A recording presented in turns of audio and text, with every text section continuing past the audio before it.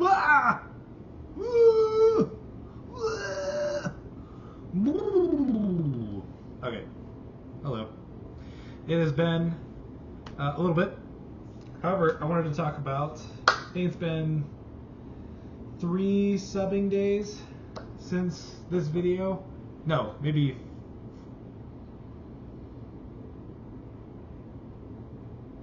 Did I sub it? Yes. No? I think it's been a while. It's been a while. And that is A-okay because I haven't really been subbing. Been kind of getting my life together. Soon, very soon, I will be checking my test. May 13th. We'll see what happens. Maybe I'll fail, maybe I'll pass. We'll see. But as teachers, even as subs, soon to be teacher one day, testing. What do we do about testing? What's gonna happen? What are we just gonna cry because some teachers have to have students for 2 hours straight? Are we gonna prosper because some teachers are like bathroom break people and the rest is testing people? Are those people gonna cry? I don't know. As a sub, definitely got some weird schedules. Do schools 2-hour delay or cancel on test days? Is that allowed? Is it only for when, I don't know, like a tornado fire break-in happens? Do they have water? I see the water. There's Pepper. Hello, Pepper. There's another Pepper. There's Kiwi, and then Bean's up there. There's Bean, Kiwi. They're vibing. I gotta clean their cage a little bit. Anyways, what? Testing! Testing! What are we gonna do? Well, let's see. Last episode, I think I talked about gigging. A little more of that. I can't really remember. Hold up. Nah, I don't want to pull it up. It's fine. Yeah, last time we talked about, I think, gigging and maybe something else. That's a problem. I should probably know what my previous episode was. But testing in the K through 5 level, I don't know how it goes. It kind of seems like your test. Oh, this is my 3rd day subbing. This is 3 subbings later. It kind of seems like it kind of annoys everyone. It's almost like no one wants to take tests. Everyone wants to prepare for tests. Everyone wants to get a good result at the end of the test. No one wants to take the test. So I don't know, to each their own, I guess. I love preparing to test, and I love taking a test, but I hate seeing the end part. What person are you? Do you just hate all 3? Do you like preparing but not taking it, but seeing it? Do you like none of it, but you like seeing it? Hey man, to each their own. So how do you prepare? I have no idea. Your plans, especially as a band director, kind of seems like they get thrown out the window. Oh, by the way, you have you have a concert May 20th, and you only get to see your kids.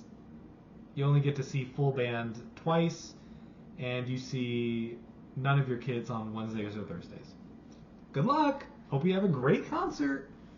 Is that kind of what's happening to your school or my school? I know some other schools kind of have that, what's going on, which is the whole gigging part, and I'm getting married. But K through 5. This leads us to K through 5 and testing. So everyone's like, oh no, what do I do? What do I do? K through 5. There's no music people, general music people. They pretty much have the same schedule, besides the same thing. You see all the kids, except you see them at different times just because of testing and lunch. They kind of got it easy. There's nothing. I mean, unless you have like a K through 5 extravaganza, then you would maybe, but then you would probably do the concert in April, like mid-April, to just avoid the entire testing era. But then what do you do after that? Maybe you just have spring-related exercises, but whatever. So K through 5, it's been a while. I did it on Friday, and I did it today. I felt very off-kilter today which I usually feel much better on the second day when I do an assignment, because I'm doing the same thing the third day on Tuesday, tomorrow. Kind of. It's testing, it's a different schedule, but I felt really bad at teaching. I didn't really explain expectations. I didn't understand what the kids would probably do, or what I should understand their capabilities of exercises. But Friday, I was destroying them. I was doing good with my methods. I was great expectations, or mentioning them. I was quick to response. I was scanning the whole time. I was giving new method of just eye contact, just like that.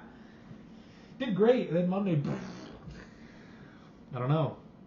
Mondays, do Mondays change you? I gotta stop saying Does Monday change you? I don't know. I kind of look like a gym teacher. No, like a literacy teacher. If I take this off. Now I look like a golf coach. This is going great. I love this. My hair is kind of growing out. It's pretty great. Anyways, teaching. I said K-5. I have not been having very much trouble with kindergarten or second grade. I've talked about kindergarten being my totally kryptonite. But once I found out that I just could basically be myself with expectations, which is kind of what I do with fifth graders, fifth, fourth, and third graders. If I kind of bring that energy with kindergarten, then they're like, oh, maybe we'll listen to you. And I kind of don't do that. Well, are we supposed to be doing that? I throw that in there, but if I'm more organic about myself and I not intimidate, but I just be the adult that I am, I tend to get more responses, especially if the lessons kind of speak for themselves. If I was to kind of do that while lecturing them, it's not going to work. I don't think lecturing kindergarten is ever going to work. It's kind of just hands-on stuff like that. Exercises that teach themselves, pretty much. The movements, the teaching of motor skills, fine motor skills, rhymes and lyrics and different kind of rhythms. That's great. And that's how I'm kind of figuring out kindergarten a little bit. But first grade, I tried that with first grade. They destroyed me. Second grade, fine. I kind of use third grade methods where I am more, not lenient, but more cognizant of who's doing great and more of a teacher voice. That's what I had a lot of trouble with, was projecting. Even though K-5 rooms, I don't know what they're made of, but they just, nothing echoes, nothing travels. I feel like I need to project like I'm outside for my voice to even go 20 feet. And a room is usually 30 to 40 maybe, especially horizontally. It just like sucks the sound right out of your mouth. It's pretty insane. And also, I've seen some K-5 rooms that look amazing. It's kind of like you're building a cage for your guinea pigs, like a really nice cage for them to just explore and foster different types of learning and accommodate many types of learning environments. Ones that are more bright lighted, one more dark, if you need to sit down, stand up. Bigger tables, longer tables, or just how many people per table, groups. I've seen some really cool K-5 rooms, but they suck the sound out of you. What was I talking about? First grade, they destroyed me. I think I need to be more organic with them. Second, third, kind of switch to teacher, listen to what I gotta say, or listen to what I have to say about who's doing great, and then fourth and fifth go back to organic, because that's kind of what I bring with middle school. This also might be the problem though, when I turn organic. And by organic, I really mean just kind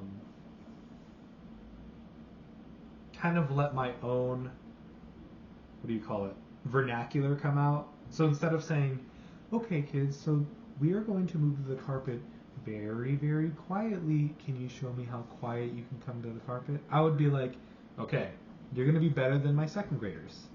Can you be better than my second graders if I tell you to come to the carpet quietly? That's kind of it's the same thing, except I kind of put another spin on it that they can think differently instead of being like, there are pros and cons. There are students that respond better or worse to that, and there are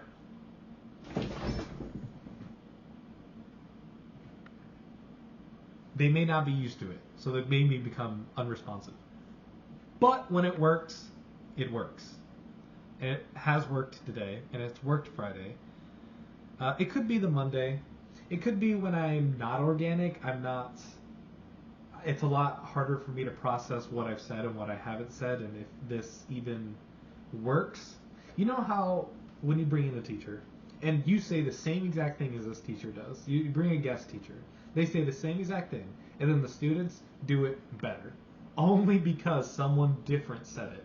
That's kind of what I'm going for, except with a little more respect and more responsibility in the sense of, I'm going to stay there.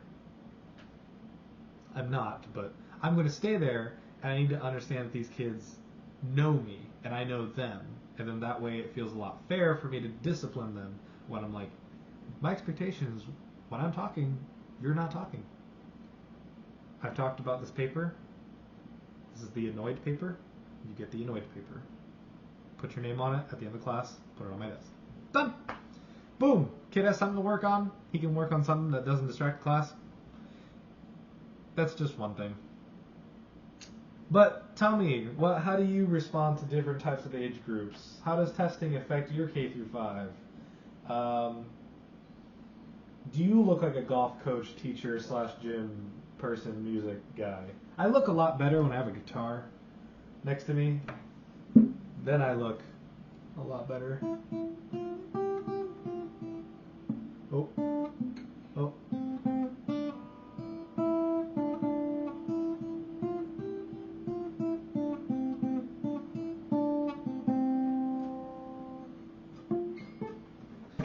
But when I don't have a guitar, I kind of look like, I don't know, a substitute teacher. I don't want to look like a substitute teacher.